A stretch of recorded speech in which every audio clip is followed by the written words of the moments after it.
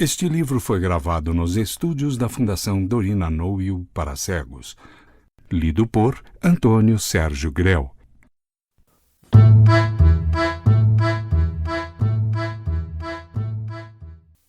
O Diplomático. Autor Machado de Assis. Pasta 34. O Diplomático. A preta entrou na sala de jantar, chegou-se à mesa rodeada de gente e falou baixinho à senhora. Parece que lhe pedi alguma coisa urgente, porque a senhora levantou-se logo. Ficamos esperando, dona Adelaide?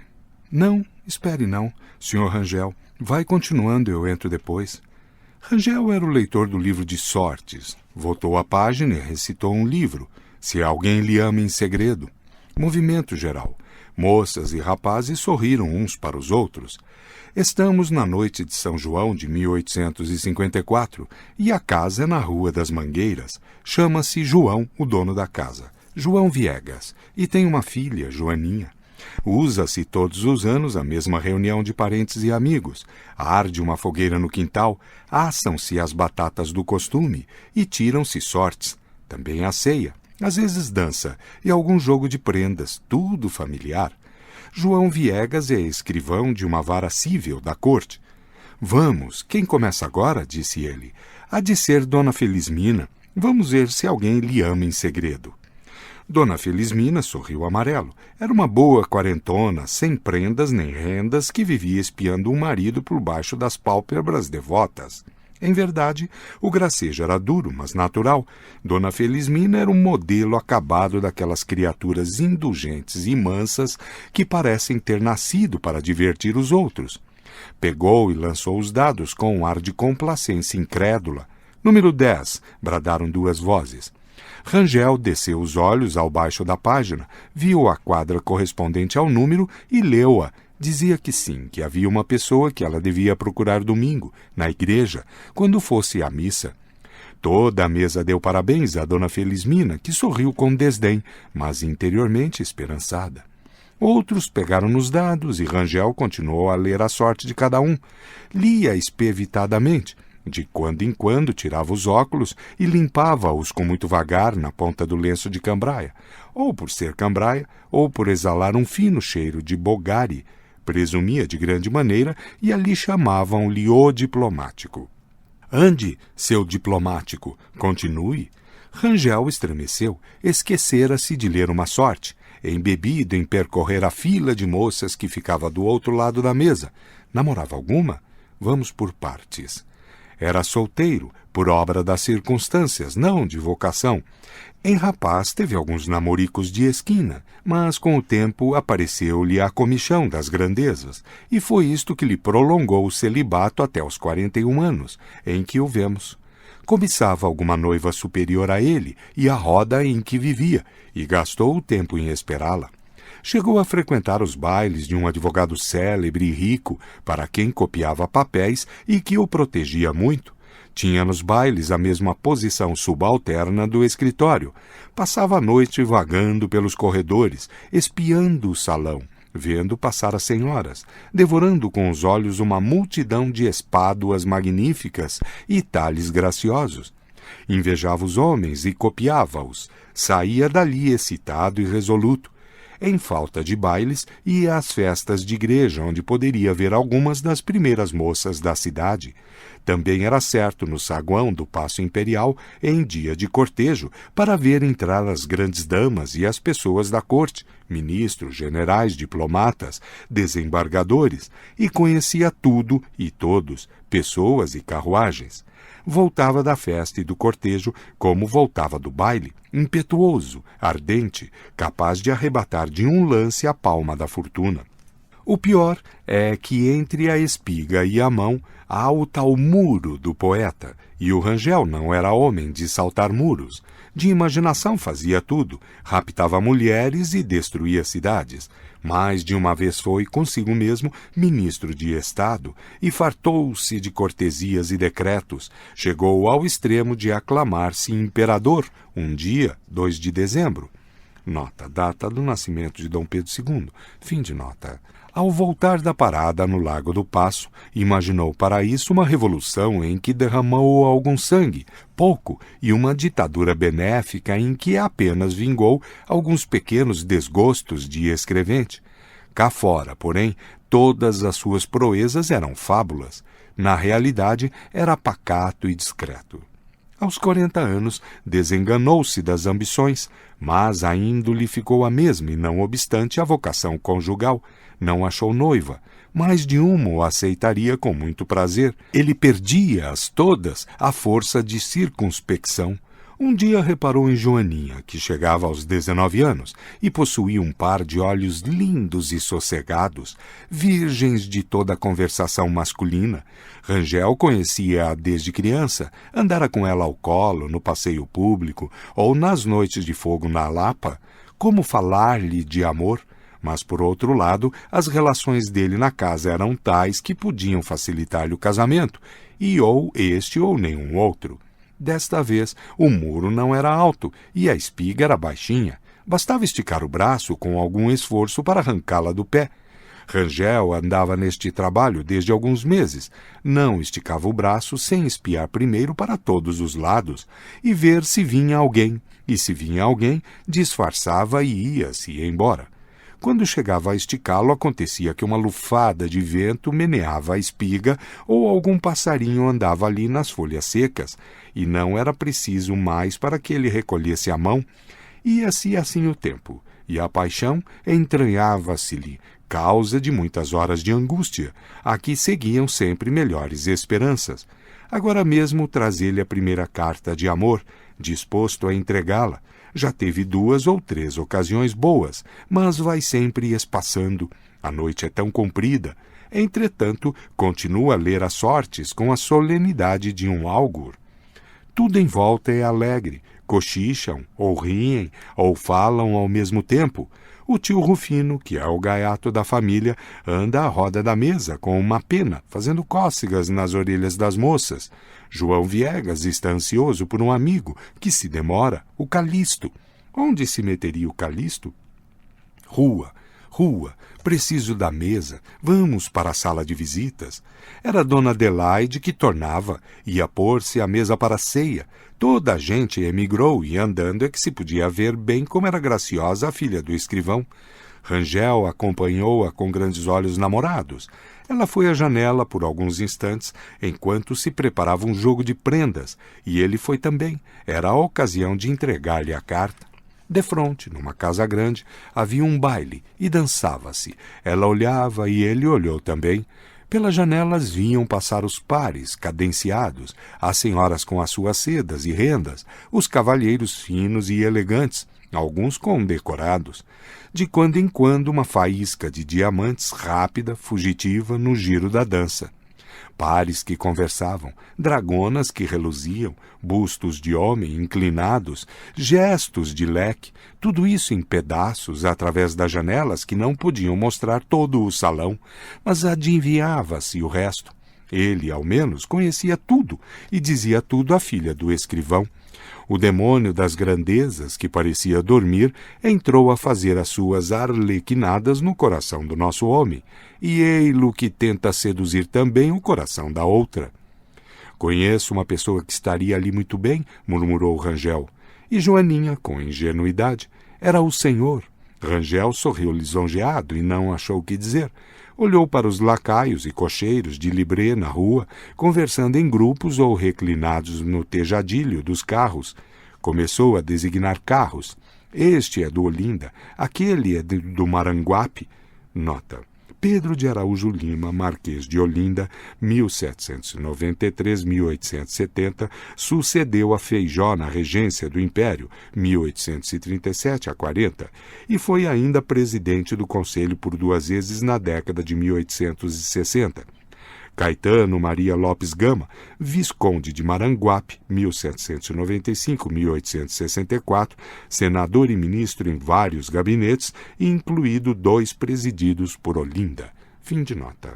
Mas aí vem outro, rodando do lado da Rua da Lapa, e entra na Rua das Mangueiras. Parou de frente, salta o lacaio, abre a portinhola, tira o chapéu e perfila-se. Sai de dentro uma calva, uma cabeça, um homem, 2 comendas, depois uma senhora ricamente vestida. Entram no saguão e sobem a escadaria forrada de tapete, ornada embaixo com 2 grandes vasos. Joaninha, Sr. Rangel. Maldito jogo de prendas, justamente quando ele formulava na cabeça uma insinuação a propósito do casal que subia, e ia assim passar naturalmente a entrega da carta. Rangel obedeceu e sentou-se defronte da moça. Dona Adelaide, que dirigia o jogo de prendas, recolhia os nomes. Cada pessoa devia ser uma flor. Está claro que o tio Rufino, sempre gaiato, escolheu para si a flor da abóbora. Quanto ao Rangel, querendo fugir ao trivial, comparou mentalmente as flores e, quando a dona da casa lhe perguntou pela dele, respondeu com doçura e pausa. Maravilha, minha senhora. O pior é que não está cá o Calixto, suspirou o escrivão. Ele disse mesmo que vinha? Disse, ainda ontem foi ao cartório. De propósito, avisar-me de que viria tarde, mas que contasse com ele. Tinha de ir a uma brincadeira na Rua da Carioca. Licença para 2, bradou uma voz no corredor. Ora, graças, está aí o homem. João Viegas foi abrir a porta. Era o Calixto, acompanhado de um rapaz estranho que lhe apresentou a todos em geral. Queiroz, empregado na Santa Casa. Não é meu parente, apesar de se parecer muito comigo. Quem vê um, vê outro. Toda a gente riu. Era uma pilhéria do Calixto, feio como o diabo, ao passo que o Queiroz era um bonito rapaz de 26, 27 anos, cabelo negro, olhos negros e singularmente esbelto. As moças retraíram-se um pouco. Dona Felizmina abriu todas as velas. Estávamos jogando prendas. Os senhores podem entrar também, disse a dona da casa. Joga, senhor Queiroz. Queiroz respondeu afirmativamente e passou a examinar as outras pessoas. Conhecia algumas e trocou 2 ou 3 palavras com elas. Ao João Viegas disse que desde muito tempo desejava conhecê-lo por causa de um favor que o pai lhe deveu outrora, negócio de foro. João Viegas não se lembrava de nada, nem ainda depois que ele disse o que era. Mas gostou de ouvir a notícia. Em público, olhou para todos e durante alguns minutos regalou-se calado. Queiroz entrou em cheio no jogo. No fim de meia hora, estava familiar da casa. Todo ele era ação, falava com desembaraço, tinha os gestos naturais e espontâneos, possuía um vasto repertório de castigos para jogos de prendas, coisa que encantou a toda a sociedade, e ninguém o dirigia melhor, com tantos movimentos e animação, indo de um lado para o outro, concertando os grupos, puxando cadeiras, falando às moças como se houvesse brincado com elas em criança. Dona Joaninha aqui, nesta cadeira, Dona Cesária deste lado, em pé, e o senhor Camilo entra por aquela porta. Assim não, olha, assim, de maneira que... Teso na cadeira, o Rangel estava atônito. De onde vinha esse furacão? E o furacão ia assoprando, levando os chapéus dos homens e despenteando as moças, que riam de contentes. Queiroz daqui, Queiroz dali, Queiroz de todos os lados. Rangel passou da estupefação à mortificação. Era o cetro que lhe caía das mãos. Não olhava para o outro, não se ria do que ele dizia e respondia-lhe seco. Interiormente, mordia-se, mandava-o ao diabo, chamava-o bobo alegre, que fazia rir e agradava, porque nas noites de festa tudo é festa. Mas, repetindo essas e piores coisas, não chegava a reaver a liberdade de espírito. Padecia deveras, no mais íntimo, do amor próprio. E o pior é que o outro percebeu toda essa agitação, e o péssimo é que ele percebeu que era percebido. Rangel, assim como sonhava os bens, assim também as vinganças. De cabeça espatifou o Queiroz, depois cogitou a possibilidade de um desastre qualquer. Uma dor bastava, mas coisa forte que levasse dali aquele intruso. Nenhuma dor, nada. O diabo parecia cada vez mais lépido e toda a sala fascinada por ele. A própria Joaninha, tão acanhada, vibrava nas mãos de Queiroz, como as outras moças, e todos, homens e mulheres, pareciam empenhados em servi-lo. Tendo ele falado em dançar, as moças foram ter com o tio Rufino e pediram-lhe que tocasse uma quadrilha na flauta, uma só. Não se lhe pedia mais.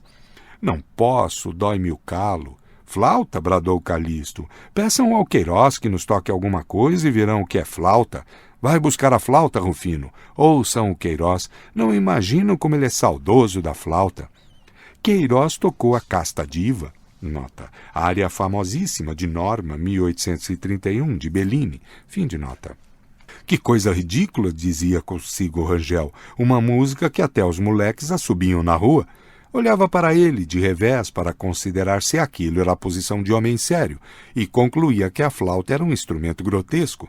Olhou também para Joaninha e viu que, como todas as outras pessoas, tinha a atenção no Queiroz, embebida, namorada dos sons da música, e estremeceu, sem saber por quê.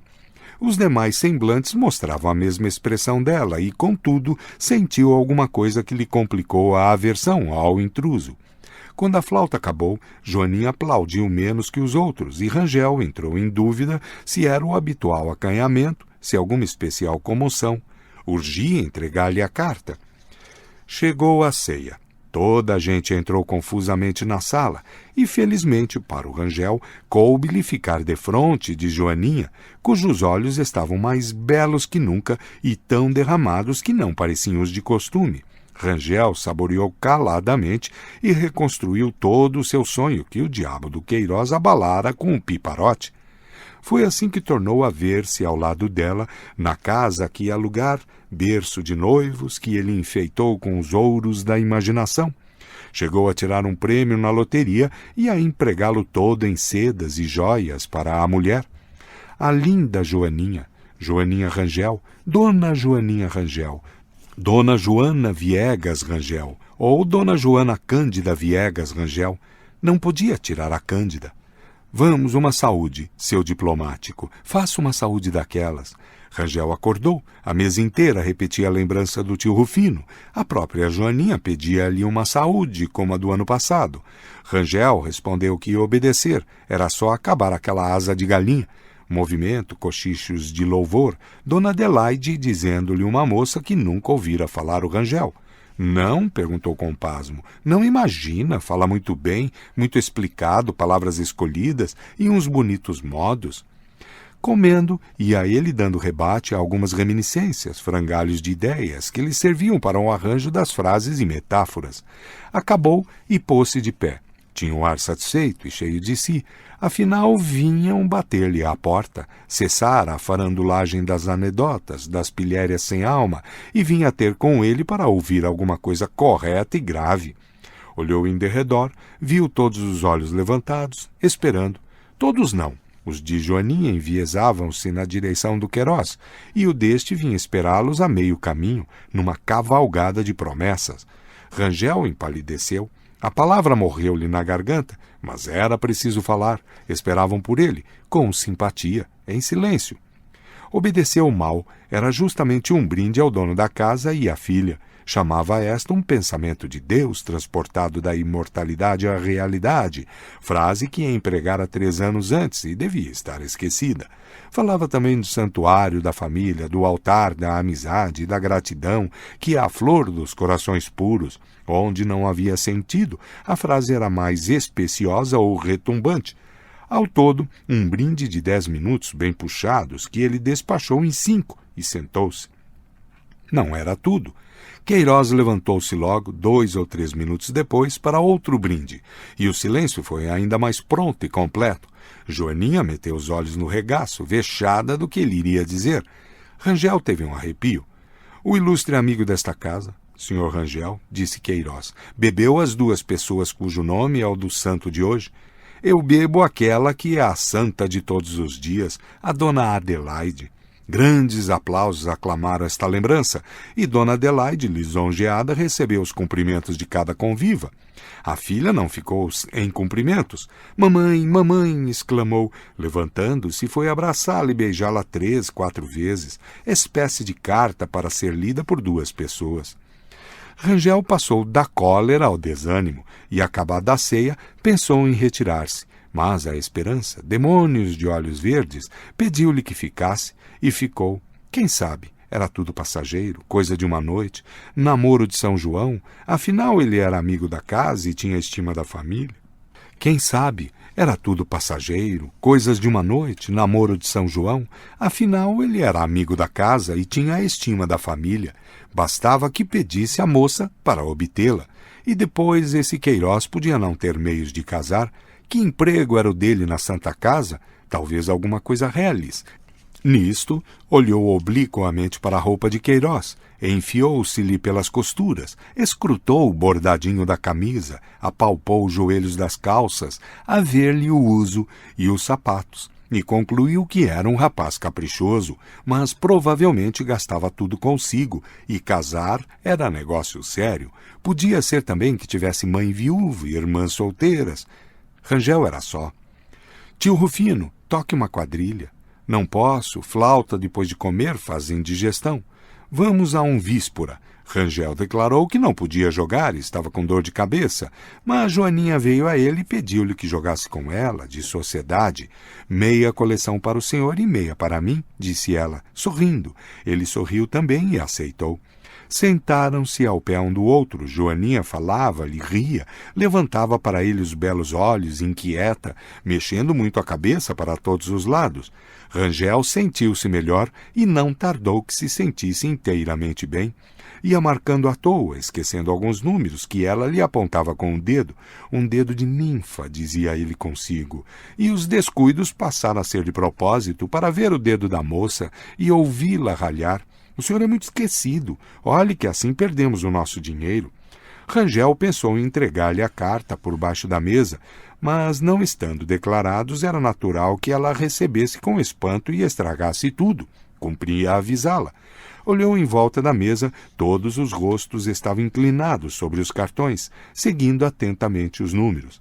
Então, ele inclinou-se à direita e baixou os olhos aos cartões de Joaninha, como para verificar alguma coisa. Já tem 2 quadras, cochichou ele. 2 não, tenho 3. 3, é verdade, 3. Escute. E o senhor? Eu 2. Que 2 o quê? São 4. Eram 4, ela mostrou-lhe-as inclinada, roçando quase a orelha pelos lábios dele.